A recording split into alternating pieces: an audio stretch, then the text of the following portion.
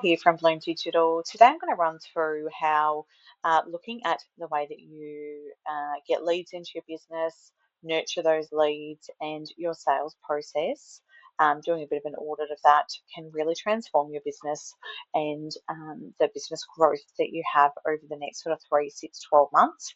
So I just want to launch into this. I'll put together just a Miro board just to demonstrate and go through today. So just broken this up into the 3 different areas of your business that you can really focus on to make a huge impact.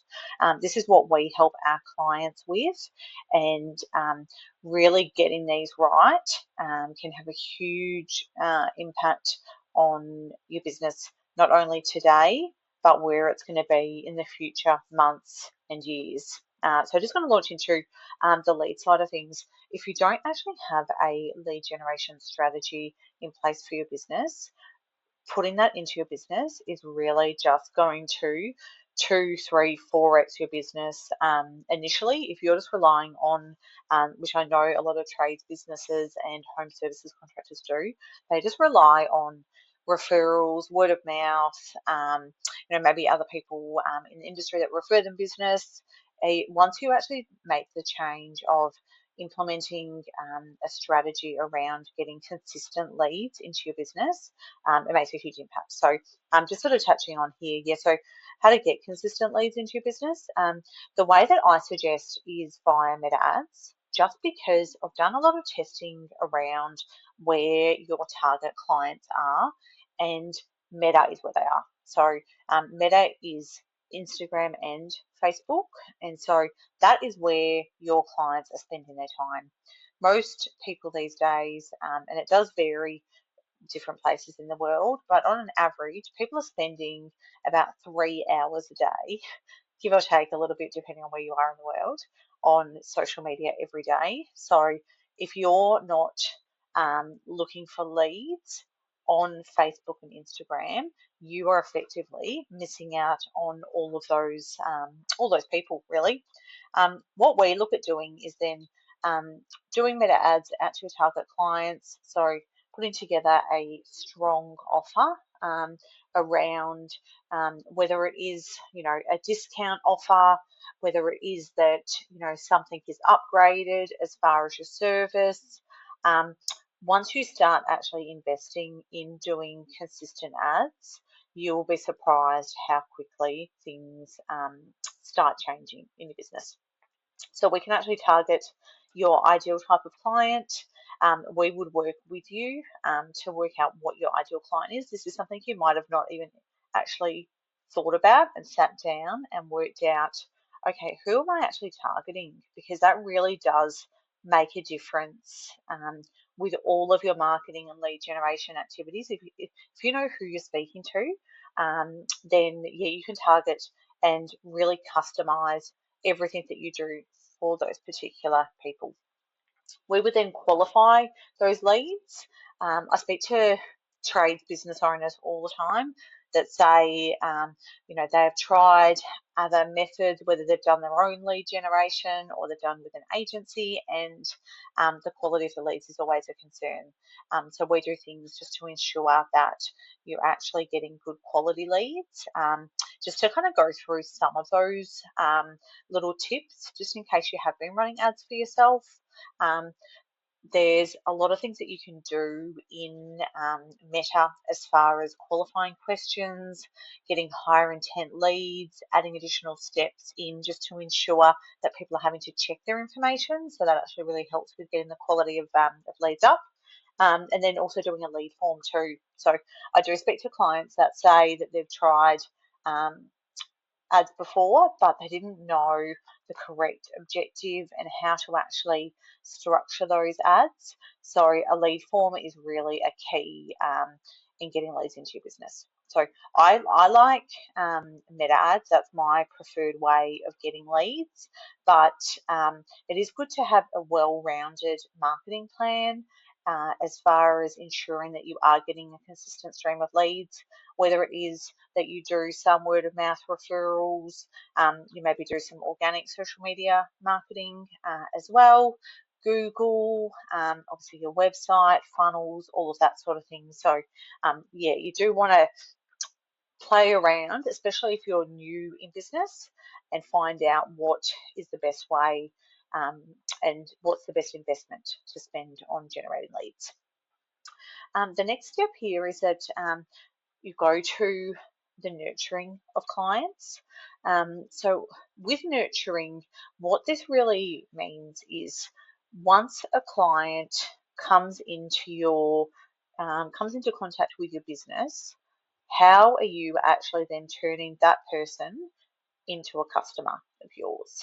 And often businesses, they don't have systems in place to actually ensure that when people come to them that are maybe not ready to make a decision at the moment, maybe they need a little bit more information, a bit more nurture, they need to trust you, they need to like you.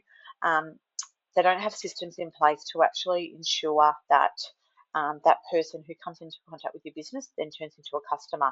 I hear this time and time again where you want the people that are looking to do something straight away, but there's there's only about 3 to 5% of people that are actually in the right decision making frame of mind to actually go with your business straight away.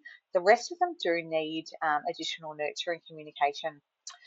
Just an example of doing meta ads, what we set up is that clients do right from the start receive a series of SMSs and emails on your business's behalf, questionnaires, booking forms, and tailored personalized communication. That is what people want these days. They don't want just a bulk text message out or an email that doesn't actually have their name. People want that personalized touch. So this goes to not only like your meta leads, but any type of lead in your business should be then actually being put into your pipeline management. So down here, we suggest when someone comes into your contact with your business, so say it is a website inquiry, they give you a call because they were recommended to you by someone that you've previously done a job for, that all of those people get added into your CRM marketing hub, so your client relationship management system, and then get put into pipelines, and then they receive tailored communication based on what stage they're at. So what I mean by that is someone who is maybe looking to get, we'll use a roof replacement as an example. They're looking to get a roof replacement done, but they're kind of just at the start of their buying cycle. They're just really sort of getting some information. Maybe they're looking to do something. They haven't actually had any damage really to the roof, so they're just sort of looking at options of maybe changing from tiles to metal. So it's not like an immediate thing. What they would get as far as communication versus someone who is a hot lead that is actually looking to make a decision now is very, very different. And that's the way that you need to treat your potential customers, is actually categorizing them in particular pipelines based on their needs. So really, really important. I see this as a bit of a downfall in particular industries with not having systems in place to keep in contact with clients, and just leaving it to chance that they will give you a call when they're ready, which that just means in a lot of cases you forget about them, or they drop through the cracks. They call your competitor who's maybe got something a little bit better in their system set up. Yeah, you want to really nail this side of things, and introducing nurture and pipelines into your business will really just amp things up. So the responses that I've seen from implementing a nurture system in a business is amazing. So the next side of things is the sales. And I know a lot of trades business owners don't necessarily think of themselves as a salesperson. And maybe for larger businesses, you do actually have a sales team or a sales director, someone who's actually looking after this side of things. But sharpening up your sales skills will really make a big difference. And I don't mean, um, you know, really like salesy as such. I mean more around actually looking at what your conversions are like, how you handle clients' objections, and how you're actually selling your services. Because when you go in to do a quote for a job, that's what you're actually doing. You're actually effectively selling your services. And I think some tradespeople don't think of themselves as salespeople, but you really need to sharpen your skills up. And the first step of doing that would be actually having a look at your sales process.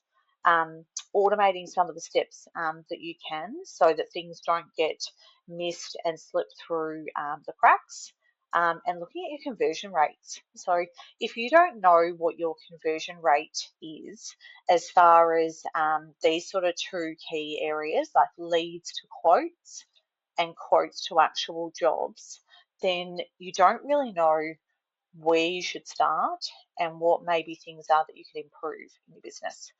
So I'm just going to touch on these. So as far as conversions go, just going to scroll down here.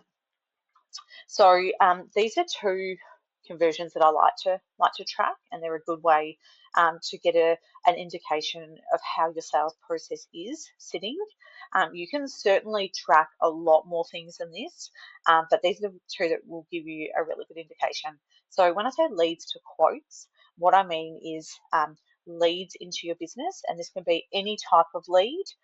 So whether it is leads from your website, other lead generation activities that you're doing, say someone gives you a call, you get an email, all of those leads, how many of them are actually then converting to a booking or a quote? And there's a really easy way to work this out if you've not done this before. Is say as an example, you get 50 leads in a month. Generally, you would do this on a monthly basis, but you can certainly do monthly, quarterly, annually as well. So say you get 50 leads in through the month, and then 25 of those actually eventuate to bookings or quotes. So it is the quote amount dividing by the leads. So that would equal a 50% conversion rate as far as leads turning into quotes. So that's a really interesting stat to be able to see. But the most important one is actually this one here. So your quotes to jobs. So how many bookings are you actually going out for quotes, site visits, proposals, meeting with clients? How many of those are actually converting to actual booked projects and jobs?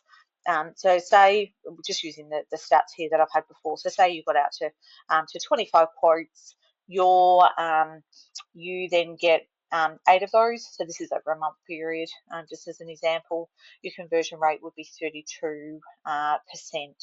So that really tells you then, okay, why was I not getting the other jobs? You know, if I got 8 out of the 25, like I would be sitting down and then having a look at those 25. Well, why did we not get those? And are they the type of jobs that you want? This is a really good starting point to actually look at your business. Stats and data will tell you how your business is sitting, and then you can look at improving from there. And in a lot of cases, I'm just going to zoom out here a little bit. In a lot of cases, so say like you're getting 8 jobs and you're going out to 25, maybe for whatever reason, say only 20 of them are jobs that you would have gone ahead with. I would bet that the reason that you're maybe not getting these other jobs would be because of these things here. So the nurture side of things. So if you've got a quote that's come in, but you've not actually built up any rapport with that client before you go out there, maybe they haven't seen you on social media, you're going in there effectively cold, then it can be really hard to actually convert those who are really just relying on your sales skills. So implementing these 3 steps in your business can have a really great outcome.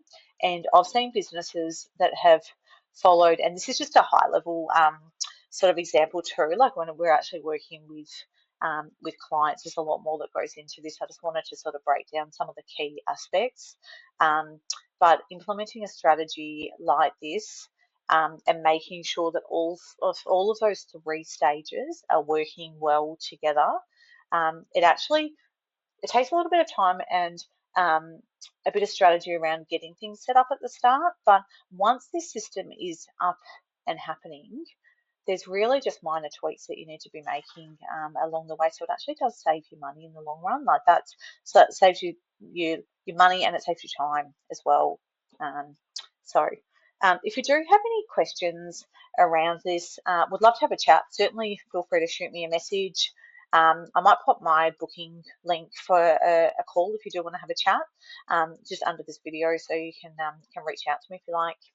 Okay, well, thanks very much.